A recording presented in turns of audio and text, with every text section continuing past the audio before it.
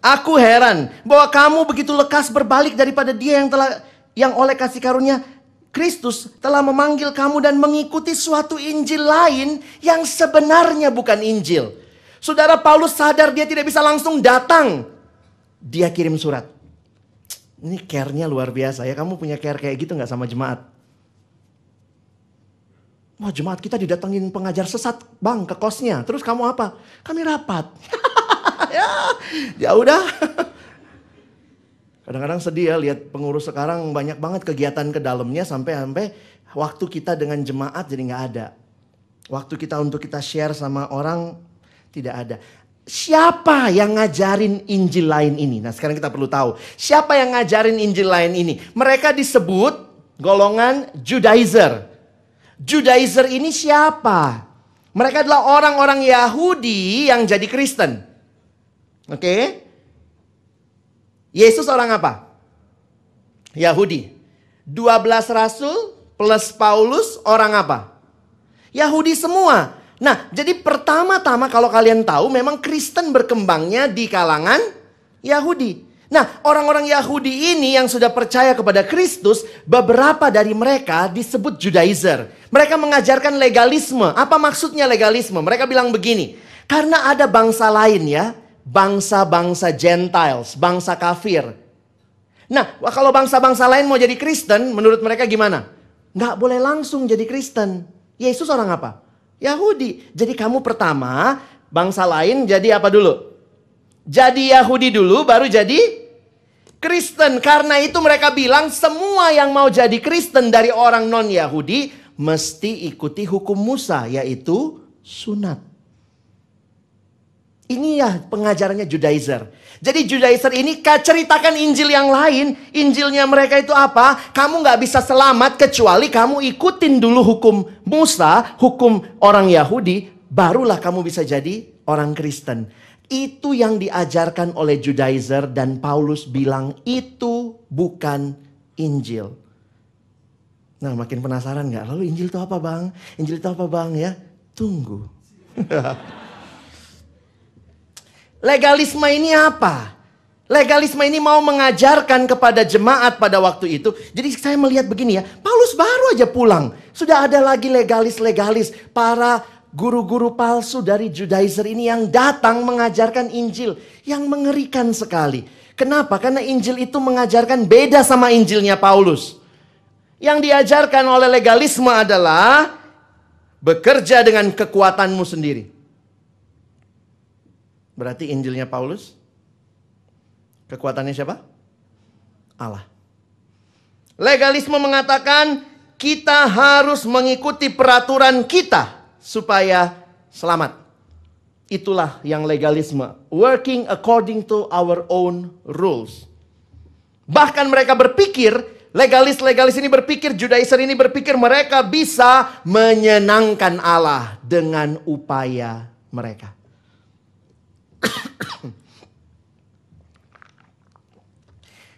Judaizer ini di mana munculnya? Ya dari antara gereja. Mereka sudah ada di dalam, kalau kalian perhatikan, makanya kalau kita baca Kisah Rasul, persis di bawah Kisah Rasul 14 ada Kisah Rasul 15. Nah coba kita lihat ya, nenek-nenek juga tahu gitu ya. Kalian pikir apa di bawahnya ya? Iya 14 bawahnya 15, di bawahnya lagi 16, di atasnya 13. Oke, sekarang nenek-nenek juga tahu ya. Nah, kita lihat. Kenapa? Apa judul Kisah Rasul 15-mu? Sidang di Yerusalem. Rasul-rasul tinggalnya di mana? Yerusalem. Kenapa ada sidang di Yerusalem? Ada masalah apa? Apa yang disidangkan? Apa yang jadi pembahasan sidang? Lalu dalam sidang itu apa keputusannya? Jadi ternyata teman-teman, pada waktu Paulus kembali ke Antioquia, pengajar palsu sudah masuk ke daerah Galatia. Dan ini meresahkan sampai akhirnya ini jadi isu di kantor pusat. Yaitu Yerusalem. Nah, karena jadi isu di kantor pusat, kita lihat sama-sama ya. Yuk kita baca. Ayat 1, pasal 15 ayat 1. Mau baca di Alkitabmu boleh. Mau tes matamu di depan boleh. Ya, coba kita baca sama-sama. 1, 2 ya. Beberapa orang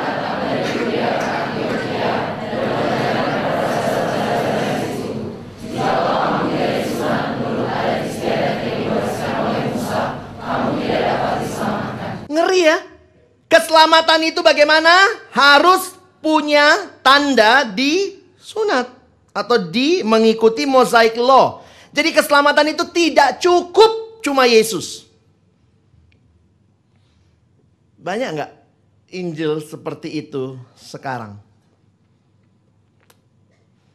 Dan mungkin juga kita cenderung membuat Injil seperti ini.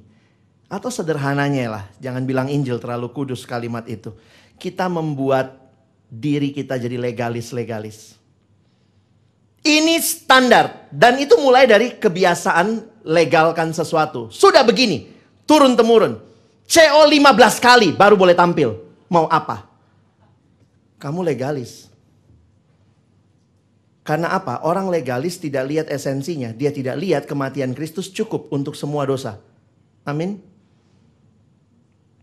Oh, saya kaget waktu saya SMA ada yang bilang begini. Ada gereja pengajarannya apa? Cuma selamat kalau masuk jadi anggota gereja saya.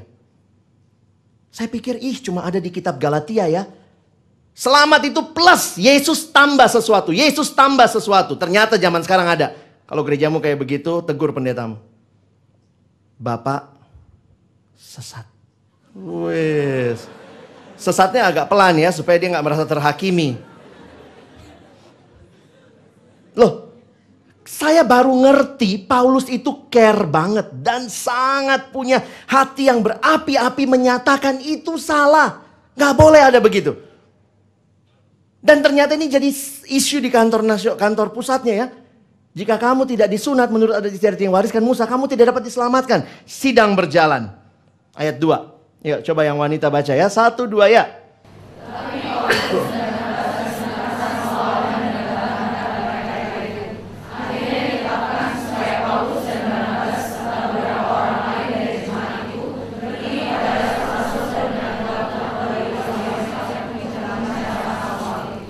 Para penafsir bertanya, peristiwa Kisah Rasul 15 ini terjadi sebelum Paulus tulis Galatia atau sesudah? Kita nggak tahu pasti. Beberapa mengatakan mungkin Paulus sudah duluan kirim Galatia. Lalu kemudian jadi isu tadi ya. Ini ya, orang datang dari Yudea ke Antioquia. Karena waktu itu Paulus di mana? Di Antioquia. Masih ingat ya, Paulus tinggal di Antioquia. Jadi mungkin Paulus sudah sempat kirim surat, ternyata datang lagi dari Yudea. Nah, Yudea di mana? Ini mesti ini ya, sekolah minggumu lulus nggak? Yudea itu di bawahnya Antioquia. Ya? Yudea itu di bawahnya Antioquia. Jadi ternyata ini isunya menyebar mulai dari Sabang sampai Merauke. Semua pada begitu. Saya sih lebih setuju bahwa sidang di Yerusalem terjadi sesudah Paulus tulis Galatia. Jadi begitu selesai dia pelayanan, dia langsung tulis Galatia. Ternyata setelah itu ada lagi berita. Paul apalah namanya ya. Ada adik saya anak fisip namanya Paulus juga gitu ya. Bingung saya manggilnya ya. Paulus ternyata dari Yudea juga begitu ada masalah. Dan Paulus dengan keras bilang tidak demikian. Plus Barnabas tadi ya. Paulus dan Barnabas dengan keras melawan dan membantah. Akhirnya daripada ribut pergi ke kantor pusat. Kantor pusat di mana? Di Yerusalem. Ketemu sama Rasul. Langsung ketemu sama Rasul ya. Nah disitulah kita melihat bagaimana Paulus dan Barnabas menyatakan apa yang mereka alami. Coba baca selanjutnya. Ayo silakan yang pria ya. Sama ayat 4 dan 5. 1, 2 ya. Setiba di Yerusalem mereka disambut oleh jemaat dan rasul-rasul dan penatua-penatua. Lalu mereka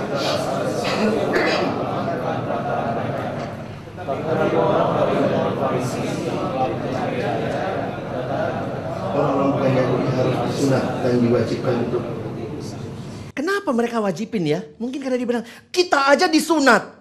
Masa dia masuk cepet banget masuk kerajaan Allah? Enggak. Sunatin. Nah, nangkep maksudnya ya? Kita kadang gitu ya. Nggak bisa bang. Zaman saya bang 15 kali CO. Sekarang syukur cuma 3. Kenapa? Saya ngalamin begitu. Ini nggak boleh. Wih, legalis juga ya. Bisa begitu loh cara kita bermandang. Kenapa? Nggak bisa. Nggak ada cara gampang masuk kerajaan Allah. Wih. Buat mereka nggak bisa tuh Yesus bilang. Hari ini juga engkau bersama aku di Firdaus. Satu gereja pernah bilang gini. Untuk selamat mesti dibaptis cara tertentu. Saya udah dibaptis ya. Dibilang mesti pakai cara tertentu. Kalau enggak kamu enggak selamat. Saya dibercandain lagi. Lex, kamu dibaptisnya kapan? Waktu masih kecil. Dipercik. Oh ya, palamu doang masuk surga. Ih, kaget saya. Kok bisa yang selamat nanti pala saya doang gitu. Sehingga apa yang dia bilang, pokoknya kamu mesti dibaptis dengan cara tertentu supaya yang selamat seluruh tubuhmu. Loh, selamat itu karena air. Coba saya tanya, selamat karena air? Banyak air, itu banjir kemarin banyak. Saya sampai takut lihat air. Baptisan sah di dalam nama Bapa, Anak, dan Roh Kudus. Tapi ingat, baptisan tanda percaya. Yang menyelamatkan siapa? Yesus. Nggak sempat dibaptis gimana? Asal dia percaya? Yesus. Tuhan Yesus bilang kan, hari ini juga engkau bersama aku di Firdaus. Tuhan Yesus bilang, turun coy, turun, baptis. Yesus nggak gitu ya? Coba bayangkan kalau Yesus bilang, turun dulu baptis. Nggak sah loh. Atau mungkin lebih parah ya, kan lagi keringat di Yerusalem ya. Apa waktu itu keringat ya, Yesus baptis percikan. Set, kena gitu ya. Wah, nggak ada ya. Selamat itu anugerah Allah. Nangkap ya? Itulah kita yang nambah-nambahin. Itu legalis itu ya. Puji Tuhan, Rasul bersidang. Jadi kan ini ada yang kelompok kontra. Tidak. Kenapa saya perlu jelasin detail? Besok nanti kita ketemu lagi. Kita ketemu sama orang-orang ini lagi. Ya mereka beribet lah orangnya ya. Sekarang coba lihat. Kita puji Tuhan sidang berhasil ya. Ayo sama-sama baca. 1, 2 ya. Maka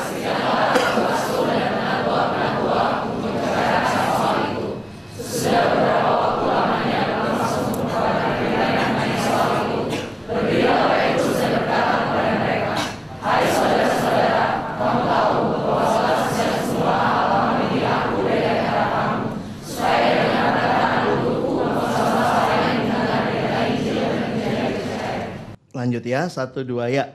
Dan Allah yang mengenal hati manusia telah menyatakan kehendaknya untuk menerima mereka, sebab Ia mengaruniakan Roh Kudus juga kepada mereka sama seperti kepada kita. Ia sama sekali tidak mengadakan perbedaan antara kita dengan mereka, sesudah Ia mensucikan hati mereka oleh iman.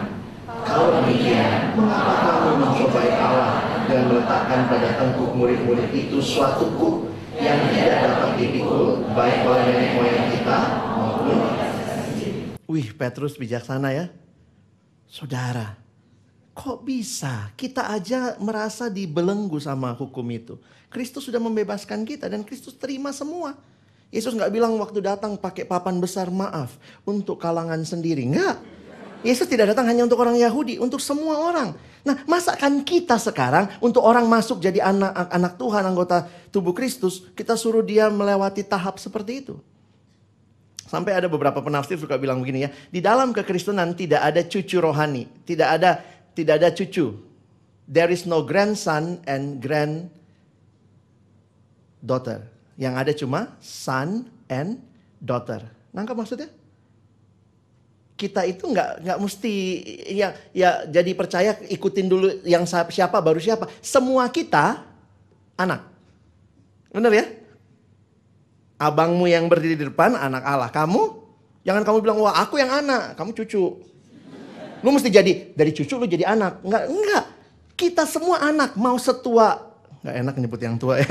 Mau setua si ini maupun mau semuda si itu, tetap kita semua anak. Di dalam kekristenan there is no grandson and granddaughter. There's only son and daughter. Ya. Nah, kita baca lanjutannya. Puji Tuhan ada keputusan ya. 1, 2 ya. Sebaliknya kita percaya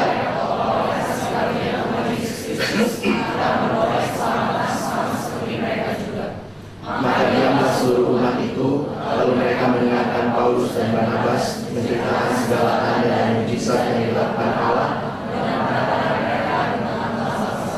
Baca lanjutannya. Lanjutannya sederhana. Paulus dan Barnabas jadi duta untuk menyampaikan hasil keputusan ini. Makanya saya bilang, saya secara pribadi lebih setuju sidang Yerusalem sesudah surat Galatia. Karena kalau sidang Yerusalem sesudah kitab Galatia ditulis sesudah sidang Yerusalem, pasti Paulus masukin. Mengingat hasil sidang yang lalu, kira-kira gitu ya. Nah, nangkap ya, itu cara menafsir. Kenapa saya bilang kayaknya ini terjadi sebelum. Karena justru sudah Paulus bilang, terjadi lagi di daerah lain. Akhirnya kantor pusat sidang dan rasul-rasul menetapkan, khususnya Petrus, sebagai batu penjuru yang menggantikan Yesus. Petrus mengatakan tidak ada perbedaan.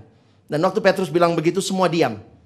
Dan waktu semua diam, akhirnya sidang memutuskan. Dan Paulus dan Barnabas menjadi spokesman untuk berita itu. Oke, sampai situ jelas?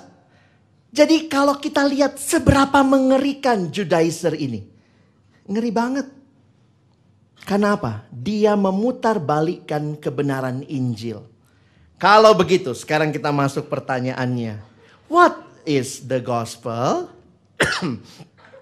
Ketimbang memberikan definisi, saya ingin memberikan kepada kamu dulu pengertian. Kenapa? Karena ini sebenarnya kata gospel itu di dalam dunia Yesus masa itu bukan kata Kristen saja. Dipakai juga di dunia umum. Nah, karena itu perhatikan. Di dalam kerajaan Romawi, kalau ada yang menang perang tentu yang pergi perang ya. Dia yang pergi perang, menang perang. Lalu nanti ada orang yang pulang yang ceritakan, "Wey, kita menang perang." Itulah gospel. Nangkep ya? Nah, ini bahasa Inggrisnya nih. Gospel is an announcement. Kamu tahu announcement? Announcement itu pemberitahuan. Saudara-saudara coba dengar sebentar ya. Saya cuma memberitahu bahwa saya cakep, misalnya gitu. Kamu percaya nggak? Itu announcement, itu pemberitahuan. Respon dari pemberitahuan cuma dua. Sederhananya, bisa percaya, bisa tidak percaya. Nangkep ya? Jadi gospel itu is an announcement, often translated good news. Kenapa? Karena waktu itu when the Roman Emperor sent a proclamation around the empire declaring a victory or achievement, this was called a gospel. Jadi ingat, gospel itu berita. Berita itu berarti harus diapain? Tunggu dulu, kalau kamu dengar, udah bicara nih. Berita itu harusnya namanya berita. Berita nangkap ya? Kenapa ini penting? Penting loh. Berita itu didengar. Announcement itu tujuannya untuk dengar. Announcement tujuannya bukan untuk dilakukan. Tidak. Kenapa Injil yang lain itu salah? Karena dia bilang harus melakukan. Injil itu bukan harus melakukan. Harus dengar. Cukup dengar. Beda gak ya? Kalau ada kekristenan yang sekarang ini mengajarkan apa yang harus dilakukan, itu kekristenan another gospel. Karena kekristenan, gospel itu tujuannya untuk didengar. Kalau ada lagu, tujuannya untuk dilihat. Itu mah bodoh ya, lagu dilihat. Bang Stefan nyanyi misalnya, terus kamu lihat. Bukan itu tujuannya, dengar. Gospel tujuannya untuk didengar. Kalau itu harus dilakukan, dibilang that is not good news. Tapi good advice. Karena itu perhatikan ya kalimatnya. The gospel is good news to be believed. Not good advice to be followed. Injil itu bukan sesuatu yang harus diikuti. Kenapa? Namanya Injil. Ada yang menang perang. Misalnya anggaplah. Siapa ya bagusnya ya? Mas Pur. Menang perang. Terus kita ceritakan ke kampus-kampus.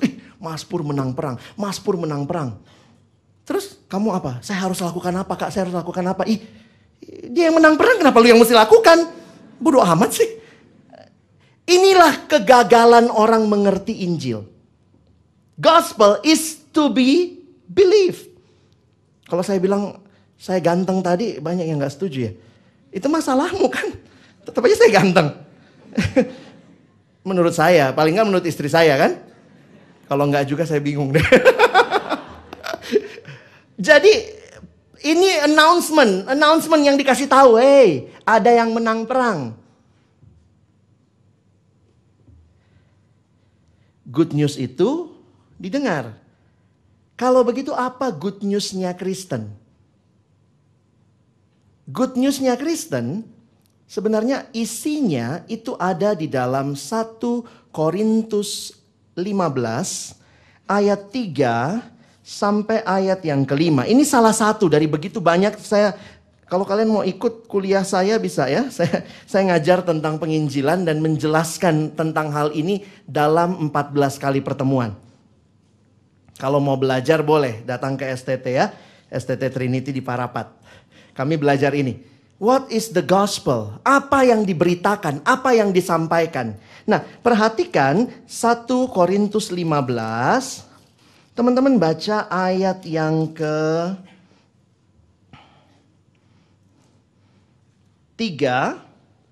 sampai ayat yang ke-5.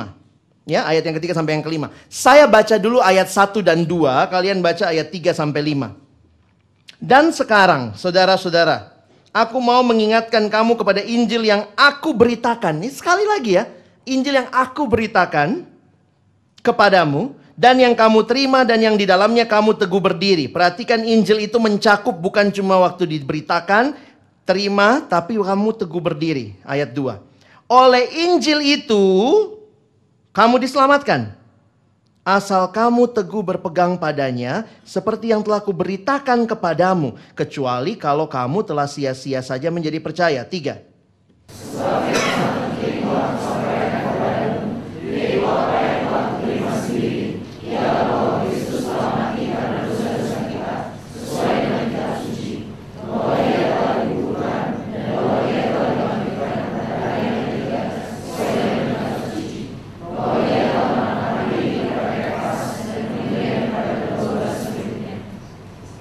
Jadi kalau ditanya Injil itu tentang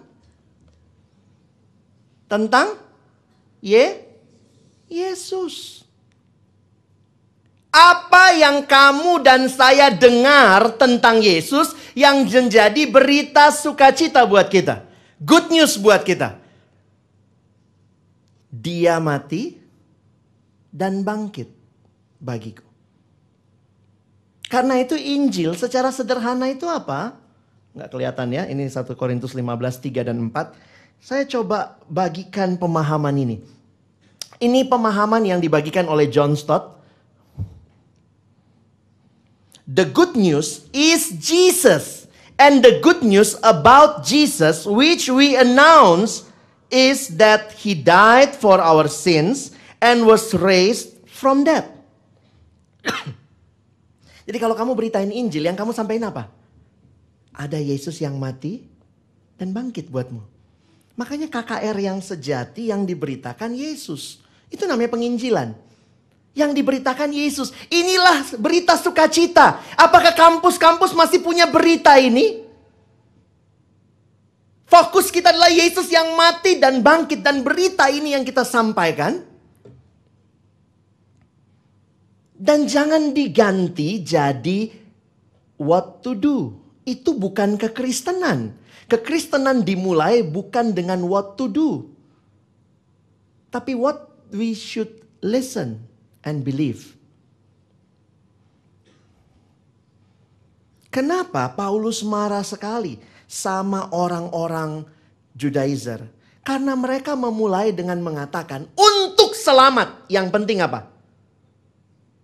Disunat. Paulus bilang apa? Untuk selamat. Percaya sama berita itu. Ada berita Yesus mati dan bangkit buat kamu. Dia percaya. Kenapa kamu mesti ganti percayamu lagi dengan kayaknya kurang deh. Percaya sih udah, tapi saya mesti tambah. Sehingga keselamatan jadi kabur. Keselamatan seolah-olah hanya karena saya bisa. Cek kekristenan di kampus kita.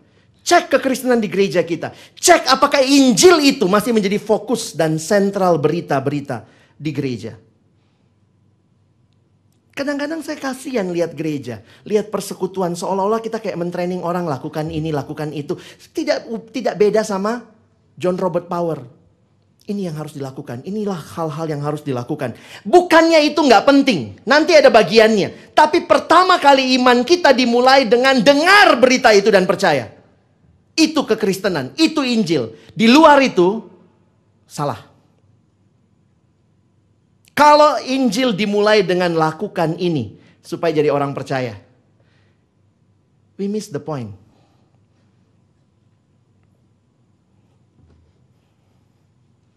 Saya bagi dua supaya kita gampang mengerti. Kalau kita mulai dengan hal-hal yang telah atau harus saya lakukan supaya saya selamat, ini harusnya membedakan dengan berita tentang karya Yesus bagi kita. Bukan tentang apa yang telah atau harus saya lakukan, tetapi tentang apa yang telah Yesus lakukan bagi saya. Yang satu itu good news, yang satu bukan good news, itu good advice. Judaizer tidak punya good news, dia punyanya good advice. Ini yang mesti dilakukan, lakukan ini, lakukan ini, lakukan ini. Karena itu Yesus bilang, Paulus bilang bukan begitu.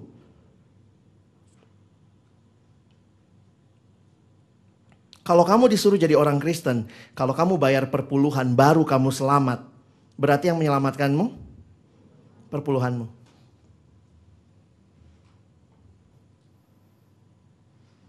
The gospel is good news, not good advice. Pelan-pelan diserap dulu nih. Kalian jadi nanya, lalu kalau kita mesti lakukan ini, lakukan itu tempatnya lain. Beda ya. Kamu dan saya jadi anak bukan karena kemauan kita. Benar gak? Ada yang pernah milih, saya mau dong lahir di keluarga kita udah pesan sama Tuhan. Kalau bisa papa saya cakep, mama begitu. Sudah ada yang pernah pesan? Kita jadi anak by birth. Siapa yang bertanggung jawab? Orang tua kita. Oke. Kita jadi anak bukan karena melakukan sesuatu. Benar? Saya suka kasih contoh begini. Kalau kamu di rumah bangun pagi, terus kemudian kamu nyuci, kamu nyapu, kamu ngepel, beresin rumah, numpang tanya, itu kamu lakukan supaya jadi anak atau karena kamu anak? Karena anak. Ada nggak habis nyapu, ngepel, terus bikin proposal, Papa Mama, terima saya sebagai anak. Papa Mama akan bilang, kasihan anakku nih. Mari kita bawa ke rumah sakit terdekat. Kekristenan itu apa? Kamu anak. Karena itu hidup sebagai anak. Oke? Injil lain bilang apa? Lakukan dulu supaya jadi anak. Beda sekali. Kekristenan macam apa yang sedang kita tawarkan? Yang ternyata sebenarnya bukan Injil. Dan Paulus memberikan sebuah penekanan, penegasan, bahkan keprihatinan yang mendalam. Aku heran begitu cepat kamu berbalik. Perhatikan ayat ini. Kita masuk ke ayat 3 ya. Kalian ikuti di Alkitabmu. Di ayat yang ketiga, kalian perhatikan baik-baik. Di sini kita melihat satu hal yang menarik. Bahwa Paulus memberikan salam kepada mereka. Dan ini bukan sembarang salam. Ini salamnya juga gospel way. Kenapa? Paulus mengangkat dua hal yang luar biasa yang dikerjakan oleh Injil kasih karunia Allah. Apa itu? Kasih karunia dan damai sejahtera. Di dalam dosa manusia terpisah dengan Allah. Tidak ada damai.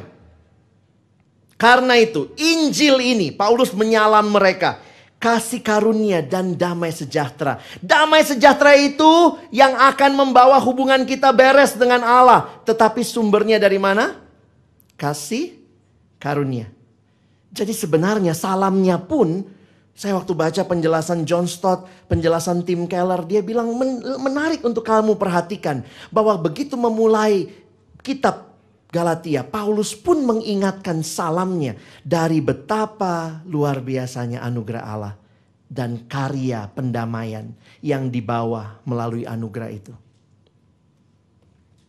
Bahkan perkenalan Paulus di ayat 2 sampai atau dari ayat 1 sampai ayat 5, perkenalannya juga gospel banget deh. Paling tidak dari perkenalannya ini kita melihat intinya Injil. Saya kasih contoh begini ya. What is the gospel? Di bagian awal kitab Galatia ini, perhatikan gospel itu bicara who we are. Perhatikan ayat 4.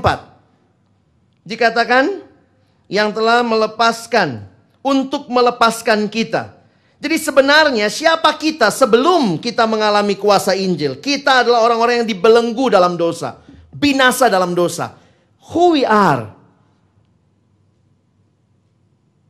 Jadi menarik ya, berita itu semacam jadi cermin buat kita. Kita jadi sadar siapa kita. Ada Yesus yang mati dan bangkit. Seberapa penting berita itu ternyata mengalir dalam hidup kita. Menjadi berita yang membawa kita sadar. Kalau berita itu adalah Yesus yang menyelamatkan. Berarti kenapa saya mesti diselamatkan? Saya berdosa. Who we are. The gospel helps us to see who we really are. Yang kedua. The gospel menolong kita melihat what Jesus did. Itu perhatikan Paulus bilang, yang telah menyerahkan dirinya karena dosa-dosa kita. Masih ayat 4. Jadi memang perkenalannya pun gospel banget gitu ya. Kelihatan dengan sangat jelas salamnya tadi, perkenalannya. Dan di gospel itu juga, teman-teman jangan lupa, kita kadang-kadang berpikir Yesus mati dipaksa siapa? Dipaksa bapaknya ya.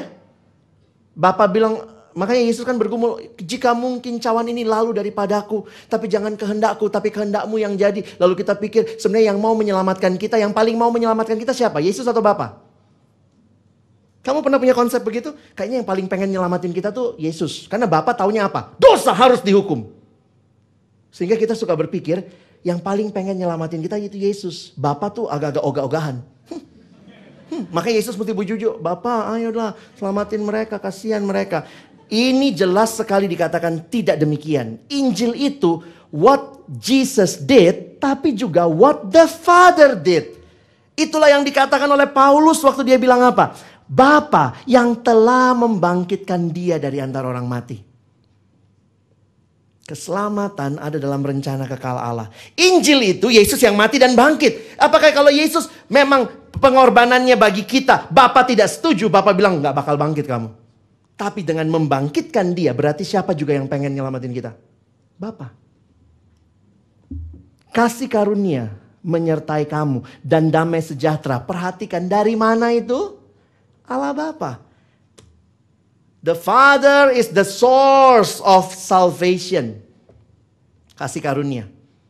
Dan karya Bapa itulah yang membawa manusia diperdamaikan. Pertama-tama dengan Allah, lalu dengan sesama. That is peace, damai sejahtera. Dan mengapa Allah melakukan itu? Ini kalau lihat Inggrisnya menarik ya. Why God did it? According to the Father's will. Menurut kehendak Allah dan Bapa kita. Jadi teman-teman kalau kalian perhatikan bahwa keselamatan itu satu rencana yang luar biasa. Siapa yang paling di dalamnya mendapatkan kredit untuk keselamatan? Siapa yang harus dipuji untuk keselamatan? Bapa. Karena apa? Perhatikan kalimat ini. Paul Gospel. Gospelnya Paulus sangat jelas tentang keselamatan. Dari pertama sampai akhirnya itu semua it is his calling, his plan, his action, his work. And so it is he who deserve all the glory for all time. Keselamatan itu bukan apa yang saya lakukan. Buang jauh-jauh pikiran itu. Apa yang harus saya lakukan supaya selamat? Kalimatnya apa? Kata Rasul. Percaya. Kamu cukup percaya pada berita itu. Mereka bilang, apa yang mesti kami lakukan? Disuruh percaya. Karena gospel is not something we should do. Something we should hear. And then believe. Paulus makanya marah banget. Begitu para Judaizer bilang, mau selamat? Sunat dulu coy. Ya, Paulus bilang, no. Bukan itu. Itu bukan good news. That is not good news. Saya takut juga ya banyak gereja mulai gitu. Mau masuk sini, mesti jadi anggota. Begini-begini, begini-begini. Apakah itu good news? Kalau karena saya anak saya melakukan, itu bukan masalah good news. Itu bukan masalah melakukan, bukan masalah menambahkan sesuatu. Itu sudah seharusnya. Taat itu adalah sikap anak. Jelas itu. Karena saya anak, saya taat. Tapi saya tidak pernah taat supaya jadi anak. Jangan dibalik. Saya nggak pernah taat supaya jadi anak. Tapi karena saya anak, saya taat. Bisa bedain ya? Bayangkan kalau kamu beragamanya model begitu. Saya taat, begitu nggak taat Tuhan buang saya. Berarti beragamanya apa? Ketakutan ya? Aduh, Tuhan sayang nggak? Aduh, Tuhan seneng nggak sama saya? Aduh, kayaknya saya mesti saat teduhnya sampai yang... bagaimana cara saat teduh yang menderita ya? Supaya Tuhan lebih sayang sama saya. Kalau nanti besok pagi-pagi semua masih gelap, saya akan mulai bersaat teduh. Aduh, dengan cara inilah Tuhan makin sayang sama saya. Itu berarti apa? Kau beragama di dalam ketakutan, usaha menyenangkan Tuhan, usaha untuk supaya Tuhan senang. Dan bukan itu keagamaan. Makanya dibilang kitab Galatia waktu dibilang percaya pada Kristus, kamu sudah diterima. Itu membebaskan, ada joy, ada sukacita. Saya tidak sedang melakukan sesuatu supaya diterima. Tidak. Keagamaan kita keagamaan yang sukacita. Bukan keagamaan di luar sana. Kalau nggak begini, nggak bakal. Itu keagamaan yang menakutkan. Kamu nggak lakukan, nggak bakal masuk. Loh, kita masuk surga karena karya Yesus kok. Kalau kamu berpikir karyamu bawa kamu masuk surga, maka kamu akan terus berkarya supaya masuk surga. Tapi kalau kamu ngerti, ini karya Yesus. Aku dengar, aku percaya ada orang yang mati buat aku dan kematiannya membawa aku untuk hidup di dalam hidup yang baru. It's totally different. Yang satu penuh ketakutan. Saya bisa taat gak ya? Saya bisa taat gak ya? Saya bisa menyenangkan Tuhan gak ya? Yang satu, saya udah diterima Tuhan. Saya udah menikmati anugerah Tuhan. Saya sukacita, sekarang saya taat. Enak yang mana? Mau hidup yang model begini? Kalau hidup model begini, siapa juru selamatnya? Saya. Ketaatan saya bawa saya ke surga. Kalau hidup begini, ketaatan Yesus bawa saya ke surga. Siapa juru selamatnya? Yesus. Yang sini, diri sendiri. Banyak kali juru selamat kita, diri kita. The gospel from the first to the last, it's all about God. Itulah sebabnya Paulus bilang apa? Bagi siapa kemuliaan? Ayat 5. Bagi dia. Oke, saya maju lebih cepat lagi teman-teman ya. Sudah bisa paham ini ya? Makin jelas sekarang Injil itu apa? Makin sadar konsepmu mungkin salah selama ini. Injil adalah apa yang harus saya lakukan supaya saya selamat. Terbalik. Apa yang harus kamu percaya? Injil adalah apa yang Yesus lakukan. Dan itu announcement. Percaya. Bagaimana saya tahu kalau yang saya dengar itu Injil yang sejati? Nah, ini kan? Bang, gimana ya kita ngeceknya? Nah, Paulus kasih beberapa key di sini. Atau beberapa, sebenarnya bukan key juga. Saya melihatnya ini beberapa teguran. Menarik sekali dia mengatakan begini. Are you hearing the true gospel? Kalau kamu mengerti bahasa Yunani nanti bisa ikutin saya di sini ya. Dalam bahasa Yunani ada gampang. Ini namanya Alkitab interlinear. Cara bacanya persis di atasnya. Ya? Ini apa? Ini bacanya. Yang di-share itu apa ya? Kale Santos, Himas, and Charity Christu es heteron. Ada kata heteron di situ. Lalu di bawah sini ada kata evangelium. Inilah Injil. Ho, up, estin, alo. Kenapa saya ketunjukkan kepada kamu? Ada dua kata yang penting di situ. Satu kata heteron, satu kata alo. Itu dari kata dasar alos. Nah, coba lihat ya. Alos ini itu another of the same kind. Ini semua namanya apa? Gelas. Tapi yang pertama sama yang kedua sama yang ketiga? Beda. Different of one kind. Tapi kalau heteros, ini heteros. Satu gelas, satu pesawat. Kalau kamu bilang itu sama bang. Aduh Tuhan tolonglah adikku ini ya. Jadi yang Paulus bilang, nanti kalian lihat ayat 6 dan 7 itu. Ini ayat 6, ini mulai ayat 7 di sini ya. Kamu mengikuti Injil yang totally different, heteros. Evangelion, heteros, evangelion. Beda, itu bukan, itu sama sekali beda. Yang kamu pikir cuma beda jenis. Jadi ada yang mikir, oh kalau alos berarti ada Injil 1, Injil 2, Injil 3. Ini cuma beda-beda Paulus. Udah gak usah marah-marah. Sama kok, cuma different kind. Paulus bilang apa? Hey, ini bukan cuma alos, ini heteros. Beda. Kalau satu Injil kasih karunia, juru selamatnya Allah. Yesus, yang satu kamu juru selamatnya.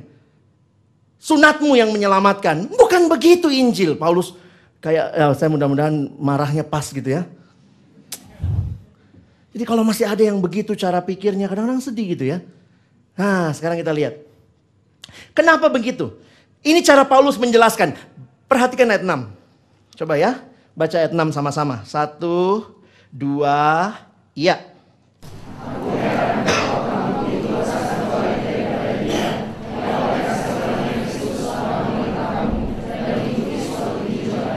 Bagi saya menarik sekali cara Paulus menjelaskan. Kamu begitu lekas berbalik dari dia. Loh, kok dari dia? Bukankah dari Injil? Ini seolah-olah Paulus lagi mau bilang apa? Sebenarnya waktu Injilnya kau tolak, siapa yang kau tolak? Allah sendiri. Jadi makanya hati-hati. Kalau ada Injil yang lain dan diberitakan, diajarkan, sebenarnya kamu tidak cuma menolak Injil yang benar, tapi kamu menolak Allah yang adalah sumber Injil yang benar. Karena itu kalimatnya. To abandon gospel theology is to abandon Christ personally. Kristus yang kamu tolak. Karena Paulus nggak bilang gitu ya. Kamu begitu lekas berbalik daripada Injil yang lain. Enggak, daripada dia. Oke? Yang kedua.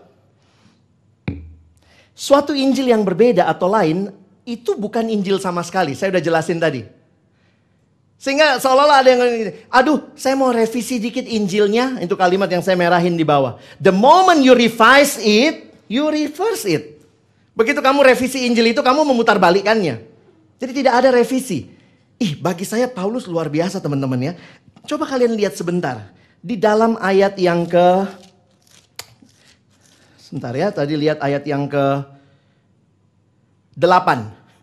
Di dalam ayat 8 Paulus bilang begini. Tetapi sekalipun kami atau seorang malaikat dari sorga yang memberitakan kepadamu suatu Injil yang berbeda dengan Injil yang telah kami beritakan sebelumnya. Jadi Paulus kayak ngomong begini.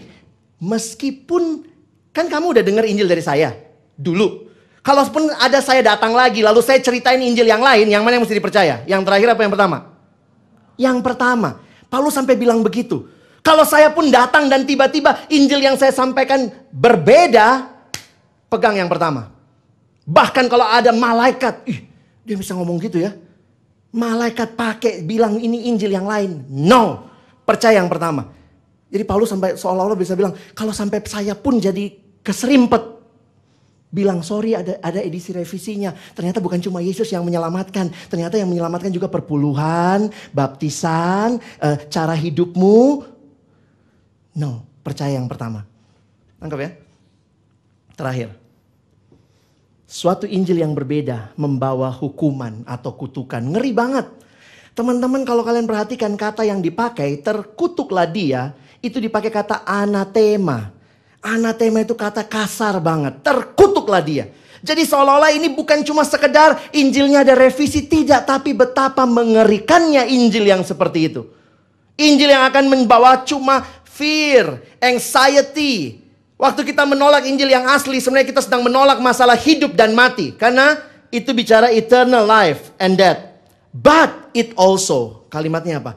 Ketika kamu menolak Injil itu, maka yang terjadi adalah kamu sendiri mungkin akan hidup dengan ketakutan. Karena apa? Selalu berusaha jadi juru selamat. Itu yang dibilang. But it also means very practically that fear, anxiety and guilt will always be attached to different gospel.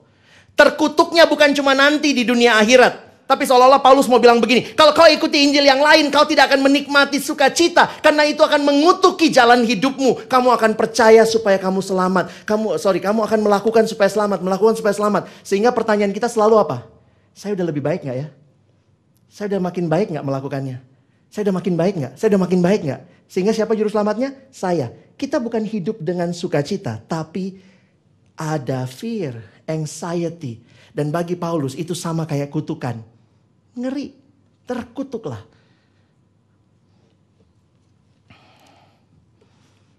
Udah marah-marahnya.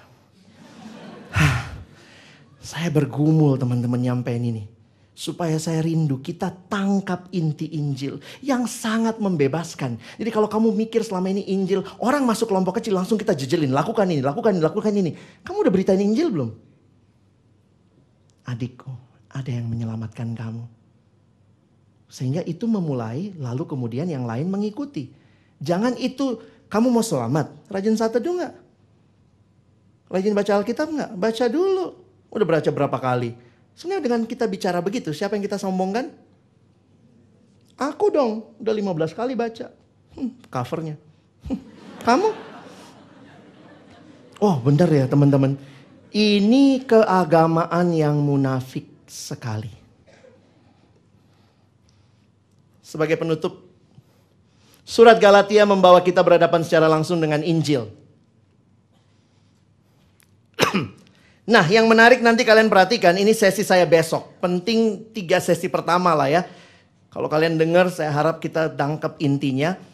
Seringkali kita menganggap Injil adalah sesuatu yang hanya dibutuhkan oleh mereka yang belum percaya. Dia butuh dengar berita Injil. Tapi kalau kalian perhatikan surat Galatia, malah Paulus bilangnya begini.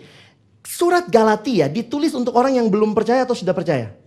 Sudah percaya. Ternyata in line with the gospel itu pekerjaan Allah seumur hidup bagi kita.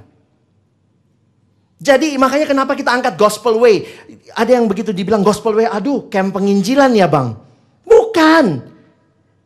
Injil itu ternyata bukan hanya menginspirasi awal kita bertobat. Tapi perhatikan Injil itu harusnya terus mewarnai jalan hidup kita. Karena itu the gospel way penting. Nanti kita akan belajar mulai besok. Bagaimana gospel way untuk menegur. Malam ini kita belajar bagaimana gospel way untuk sharing. Karena apa? Ternyata salib itu luar biasa indah teman-teman. Di salib itulah inspirasi kita. Bukan hanya Tuhan mati bagi saya. Tapi nanti kita akan belajar lebih luar biasa lagi. Pandang salib, pandang salib. Hidup Kristen adalah hidup yang memandang kepada salib. Gospel way. Terus lihat salib. Terus lihat salib. Dari salib itu inspirasi hidupmu dapat. Dari salib itu kau akan menjalani hidupmu. Dan itu bukan hanya pertama. Waktu baru bertobat butuh Injil. Ternyata saya makin menikmati, khususnya untuk kitab Galatia. Seumur kita hidup, kita butuh Injil. That is the gospel way. Kita seringkali merasa bahwa setelah percaya terima Yesus, maka tidak lagi butuh mendengar dan mempelajari Injil. Kita merasa selanjutnya kita butuh materi lanjutan. Apa materi lanjutan setelah Injil bang?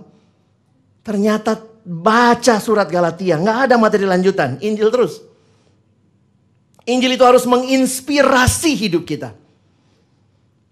Surat yang singkat ini, Paulus menyatakan suatu kebenaran yang mengejutkan. Bahwa Injil meliputi seluruh hidup Kristen dari awal sampai akhir. Injil bukan hanya jalan untuk masuk ke dalam kerajaan Allah. Tetapi juga cara hidup sebagai bagian dari kerajaan Allah. Itulah Injil. Dan dari Injil ini nantinya, kita akan melihat the gospel changes everything.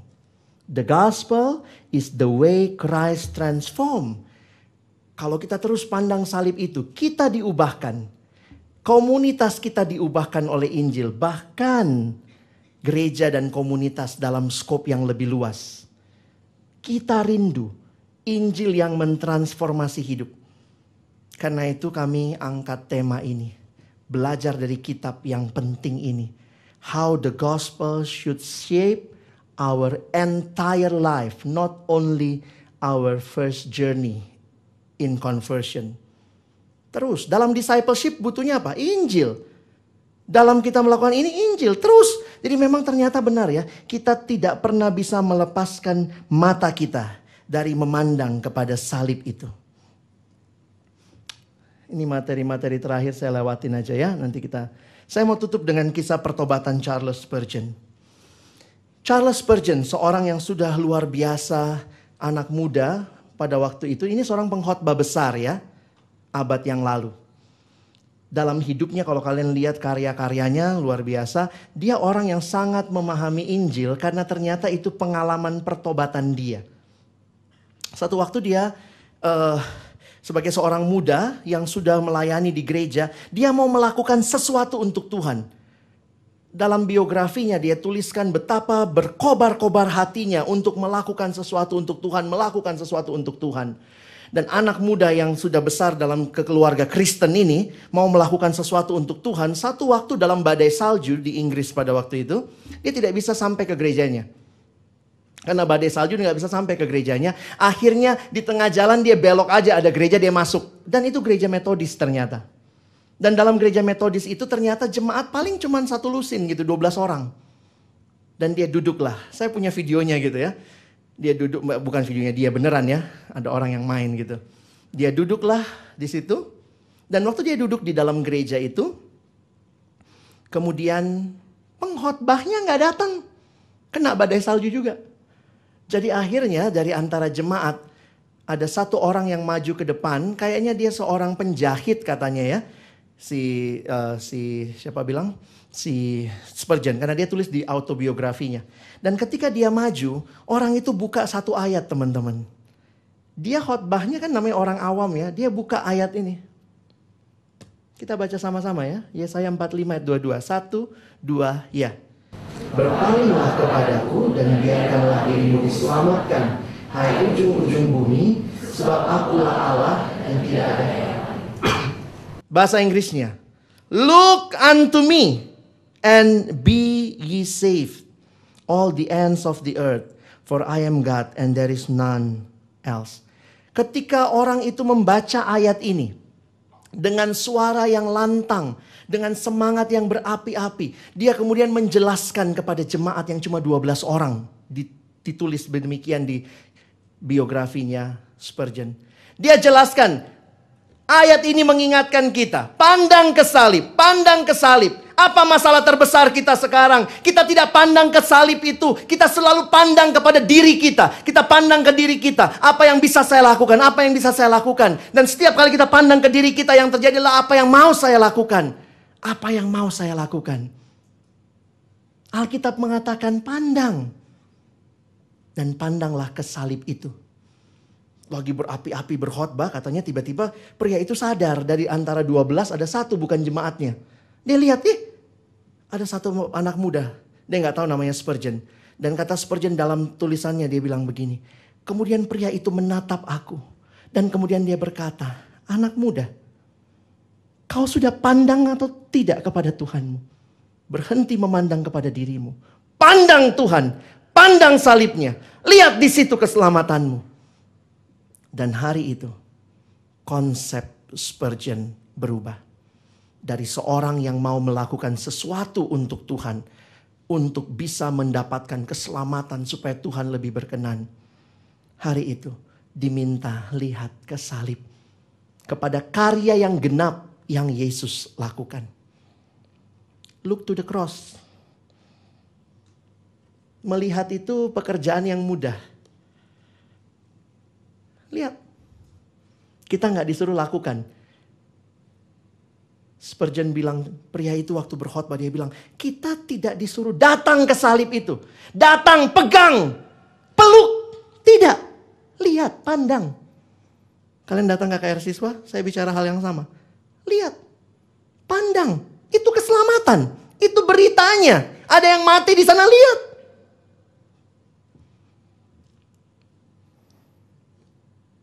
Looking rather than doing.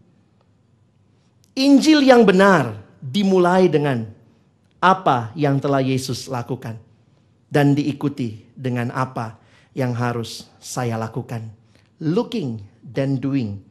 Jangan dibalik. Saat teduh saya beberapa hari yang lalu memakai ODB. Saya senang dengan kalimat ini. Look within. Ini kebiasaan kita. Selalu lihat diri kita, diri kita. Nggak bisa puas. Look around. Nggak memuaskan juga. Harusnya apa? Look up.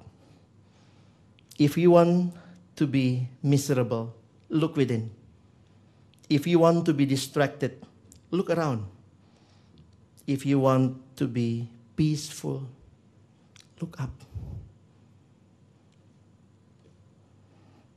Jika ingin merasa sedih, lihat diri sendiri. Jika ingin teralihkan, lihat sekeliling. Ingin damai, lihat ke atas. Ini Injil. Announcement, ada yang mati dan bangkit buat kita. Fokusmu kemana? Maukah kau lihat ke sana? Itu keselamatan kita. Di luar itu Injil yang lain. Mari kita berdoa.